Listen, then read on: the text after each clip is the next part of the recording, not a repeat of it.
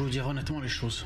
Alors, comme toujours, moi je me fiche éperdument des 2 millions de Gazaouis. Moi ce qui m'importe aujourd'hui, c'est la vengeance des 1300 Israéliens, femmes, bébés, pères de famille qui ont été massacrés. C'est ça, c'est la vengeance d'abord d'Israël, relever la gloire d'Israël. Les 200 otages m'importent aussi d'une certaine manière à Gaza, mais honnêtement je n'ai rien à faire de ce qu'ont devenir les 2000 personnes à Gaza qui, il ne faut pas l'oublier, les gens qui font la distinction, 2 millions, les gens qui font la distinction entre la population et le Hamas, je crois qu'ils ont oublié certaines choses, ils sont tous biberonnés à la même haine du juif. Donc moi honnêtement, c'est après. S'ils vont aller en Égypte, tant mieux.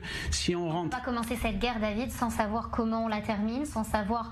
Il faut avoir un objectif. Déjà, voilà, tout à fait. Déjà, pour moi, il y a un rectificatif à faire important. On ne va pas réoccuper Gaza, on va récupérer Gaza. Gaza, c'est la terre d'Israël.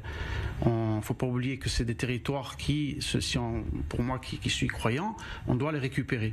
En fin d'histoire, certes, mais voilà, on y est peut-être. Donc on doit récupérer ces terres, elles nous appartiennent aussi, on doit les récupérer. On ne va pas réoccuper Gaza, on va récupérer Gaza. Et il y a beaucoup de Juifs aussi qui ont été expulsés en 2005 de manière dramatique, et on le paye aujourd'hui, c'est une grosse claque qu'on a pris, qui vont être très heureux de revenir dans la Gush Katif habitée.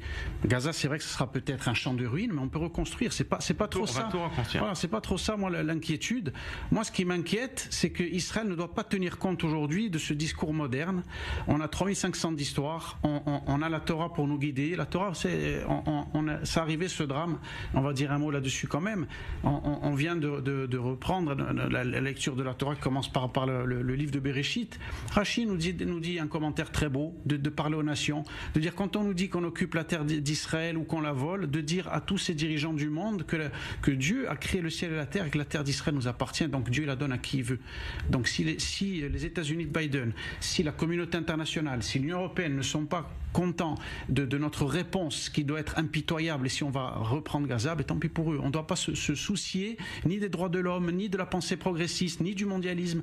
On doit avancer en tant que juif, et quand on avancera en tant que juif, on ne recevra plus de claques horribles comme on a reçu. Ça, je peux vous le dire.